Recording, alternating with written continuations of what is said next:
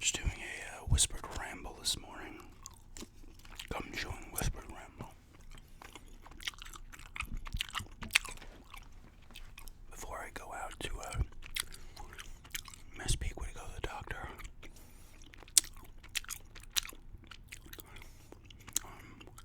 I said I'm trying to get into that groove, so figure I'd film a video this morning, put it up. So that'll be two videos in a little over 12 hours, so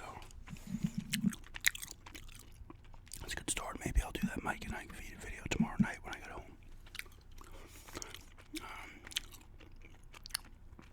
Like I said, I'm still trying to get into a groove.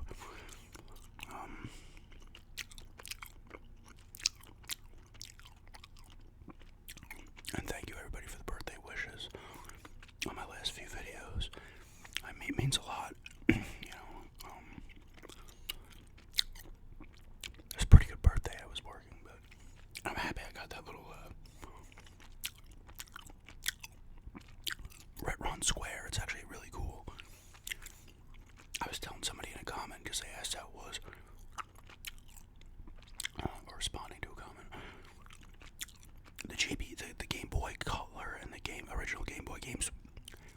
I only tried two. I only have two and one. I have two Game Boy games, one Game Boy Color game. All three worked fine. The Game Boy games actually are put with color in them. Like if you used it in a Game Boy Color, it has like a few colors. I think it's like blue, green, and red. So that's cool. And the Game Boy Advance was a little hit or miss. I put in, I think Super Mario Advance 2 is Super Mario World. That one was chugging. I put in the Star Wars Revenge of the Sith. That didn't even load up because it like loads up the games. Now that might have just been I had to put it in again or whatever. I don't know. But I also threw in the Harry Potter and the Prisoner of Azkaban. That worked fine. No slowdown, no stuttering or anything like that. And the Everything or Nothing, 007 Everything or Nothing worked fine as well. So that was kind of cool. So I could tell it's going to kind of be a little hit or miss, but whatever, that's fine. If I can get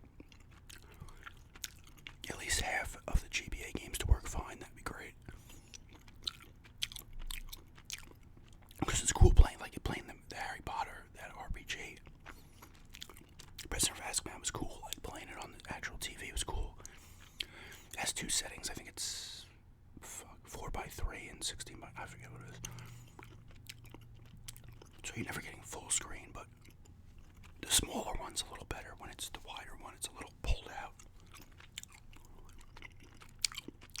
But it's cool. I like it. The controller's pretty good as well. Early stages, but I enjoy it so far for sure.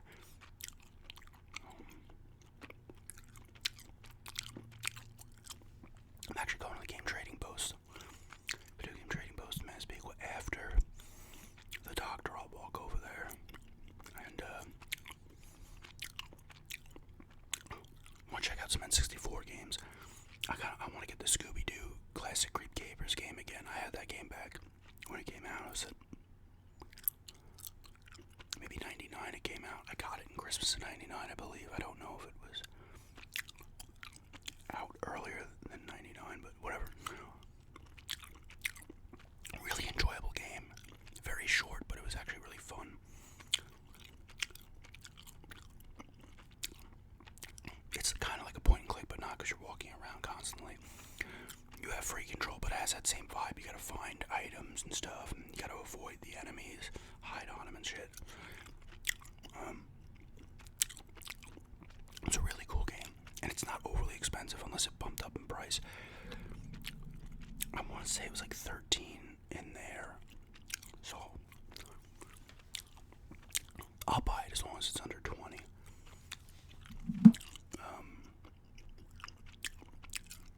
And I might take a look at some of the like cheaper games.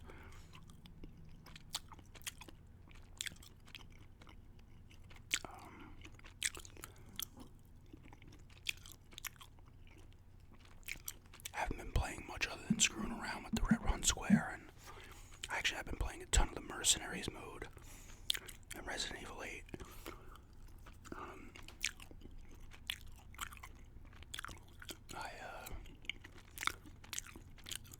It starts in the village, and you gotta get a certain grade. You gotta get at least an A grade to unlock the next area.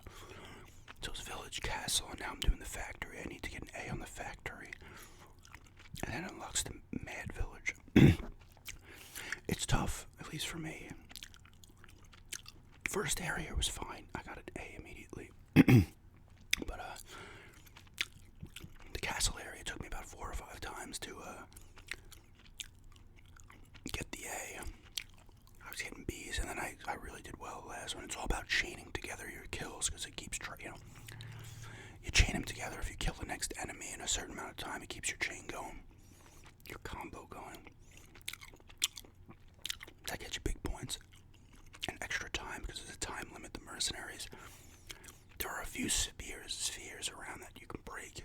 They'll give you time, as well as other ones that give you little power-ups, like better defense, more health, not help. Shotguns do more damage, pistols do more damage, and you buy stuff from Duke in between each area.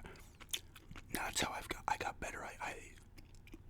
Because any ammo and stuff you get in the first area will carry over the next area. So you get a certain amount of money at first too, and you get money in each area as you kill enemies and stuff. But you pull. I just used a sniper rifle at first, and I keep piling up shotgun shells, and then either in the second or the third area, depending on, this is more the castle level, I'll use the shotgun, and then you could also level up the shotgun's power, and then level up the power on it, and then plow through. That's why I just plowing through the enemies. The little doll is also there. Donna's doll, I forget what it's called, is also there, and you gotta kill her. You could kill her with pipe bombs and stuff, but she flees, so you gotta kill her with stabbing her with the scissors like you do in the main game. That gives you a bunch of time. And the 3, they're not vampires, but the Lady Dimistru's children, daughters are there. You fight them in the factory, you fight them, and you fight 1 or 2 in the castle as well. They're not too hard to take down, though. But it's fun. It's fun mode. I have Game Pass again for another 3 months. They did another one of those dollar deal for 3 months. It's like all I do with that. I wait for there to be a dollar deal for 3 months, and I do it. So I want to play Jedi Fallen Order again. I re-downloaded that. I saw they have Rogue Squadrons on there as well, so I might download that also. I got another game coming that's on Game Pass, and I almost canceled the order, but it's an RPG. I'm like, I don't want to have to rush myself in Game Pass and then force myself to play it before 3 months is up. So I'm going to keep that one and play it at my own pace. And it wasn't cheap, it was under $30, so that's one I wanted for a little bit. I wanted to get on the Switch, but it was $20 more on the Switch, so no. A couple other games, it's like I own like at least 10 of my games are on Game Pass. Rare Replay, Final Fantasy 10-2 HD. They have Octopath Traveler too. Now I'm pretty sure Octopath Traveler did not get a physical release. It was always released on the PC. As well as Switch, so I guess they just brought it over to Game Pass as well. Slightly annoying, but whatever. But great game though for other people to play. It's good that other people get to play it. But all the exclusives are on there. Now Rise Center Rome's on there, but I bought that to have in physical collection. Like all the Bethesda stuff's on there now, and they did the deal now that everything from EA Access is on there as well. So that deal is phenomenal. Like, you can get an Xbox One, or there's the new one, the Series X have Game Pass still as well. I don't know, but if you get an Xbox One Series, Xbox One X was the little beefed up version. Series X, I think their naming sucks.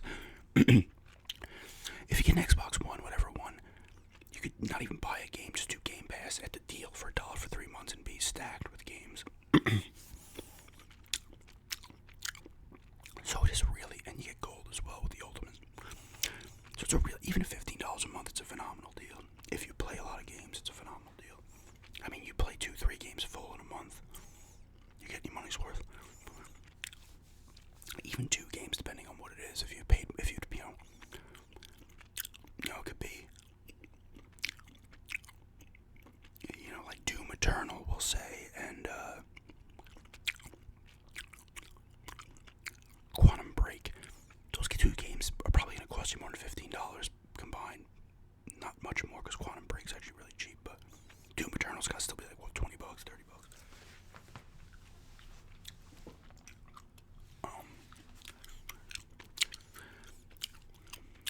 Been watching watching that show Cruel Summer.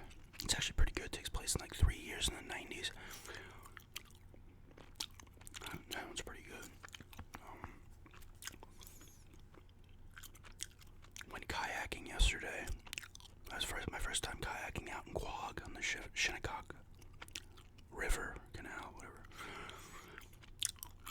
It was fun. It was calming. We got a 2-person kayak. Got a little soaked because the tide was very low. Or, the water was low. And we had to get out at one point because we couldn't move the thing. It was stuck in the sand. So, that was like 10 minutes, but whatever, out of the 2 hours we had it for. Saw a bunch of horseshoe crabs. That was fun.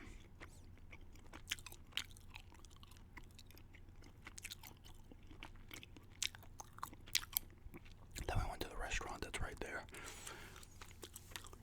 Got a really good southern fried chicken sandwich.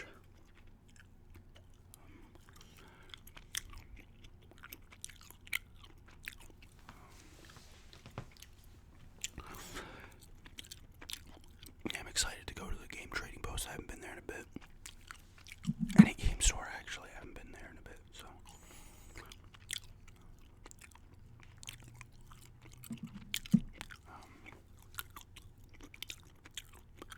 Go a few more minutes here. Oh, I gotta leave at like 9:20. I want to start gameplays up again as well. Like I said, I gotta get back into my groove with role plays, gameplays.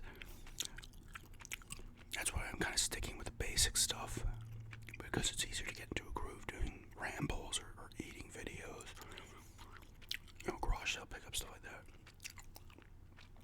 I do want to do an interview one. It's not like a job interview, but like kind of more of like a paranormal type interview thing. That will be like my next roleplay, but that's also kind of simple to make. It doesn't involve props or anything really, although I might use one.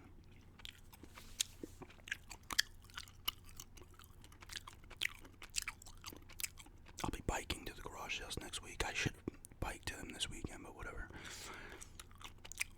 But I was just walking, my ankle started hurting. That's what happens after you hit 42, your ankle starts to hurt. Now my ankle's been bothering me for a while if I walk on it or stand on it for too long. It's not like a terrible pain, but it's just annoying.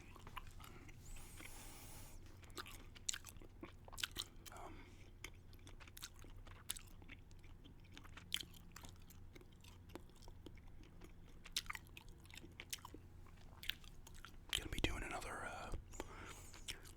007 GoldenEye night with my friends in a few weeks. Always fun.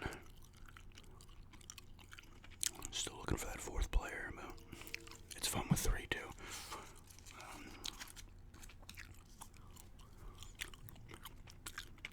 Finished up. That's what I was watching when I finished up Castlevania season 4. I watched that when I got back from South Carolina. Guess that's the end of like the main stuff, and I think they're doing a spin-off with different characters, so that should be cool.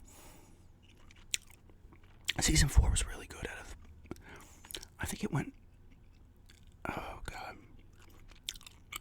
I want to say the second season was 6 episodes. The first season was only like 2 or 3, and then I think it was 10, 3 and 4. 3 was good, but 4 was better. They tied things up nicely in 4, and it was a good ending as well, so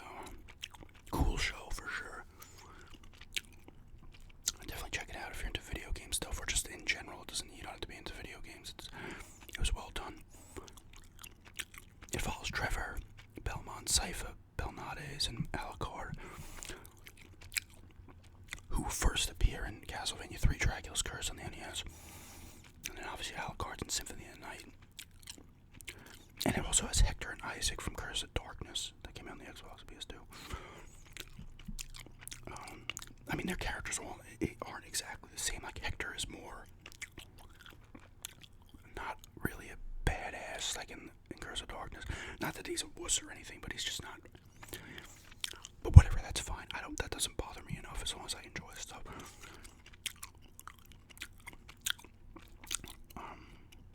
But a lot of good characters in it. There's other ones too. Obviously, Dracula's in it for a bit.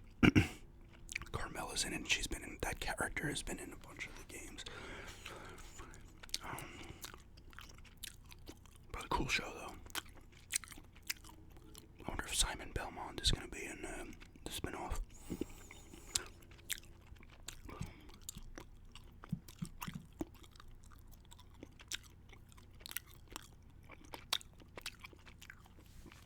But yeah, I'll stop this in a few minutes.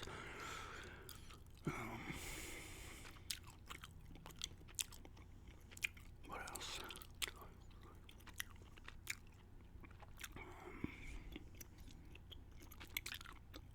I'm working 3 days this week, so some extra money. I was like considering, even though they're sold out, I'm like, I can save up a bunch of money, get one of the newer systems, and I'm like, they're sold out, but even if they weren't, the games are still coming out on the previous console, so for me it's pointless to do that. I might as well wait until they have dedicated games that are not coming out on the old systems, because I'm not going to drop over $500 after tax to get a system where I can play, where it looks graphically a little bit worse. Whoop-de-doo. I'm not buying the thing for a bit better graphics. Like, I want dedicated games to it that are completely take advantage of the new systems. So maybe the end of the year or early 2022 is when I had my kind of thing out. So hopefully that chip shortage that they're having the problem with is worked out in those systems. One of those systems easier to get.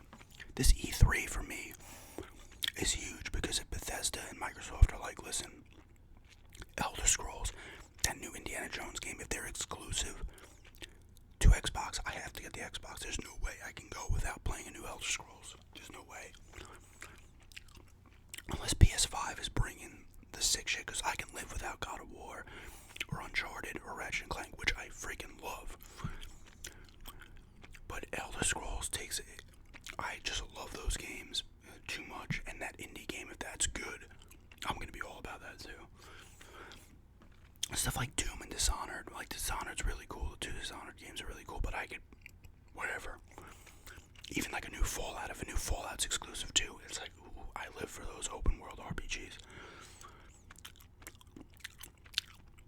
Now, I don't think every game will be exclusive, but I can see like an indie being exclusive. It would probably be more beneficial if Elder Scrolls was on both. But it will at least be a timed exclusive, which also sucks if we gotta wait for a year or something. But whatever, that's not for a little bit.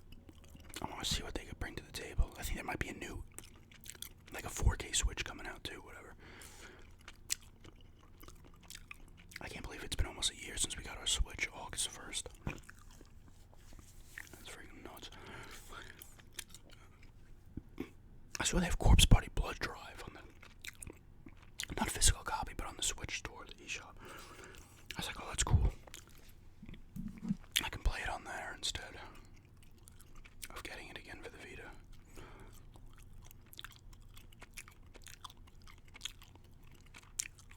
But they got a lot of other games too on the eShop where I'm like, this came out on the Switch too. It's pretty funny. They have a lot of other interesting games that had come out on PlayStation 4 as well. That I'm interested in. Root Film looks really cool.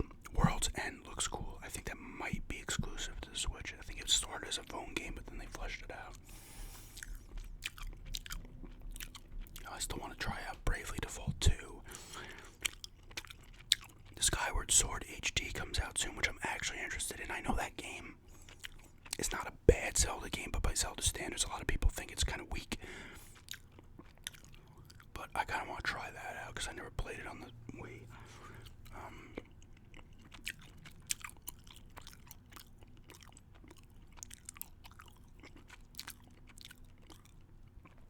There's just a bunch of other strange, random stuff that's coming out on Switch as well that I'm kind of looking at. So, yeah. Alright, guys, I think I'll stop this now. I'm gonna do some stuff before going. But yeah, it's another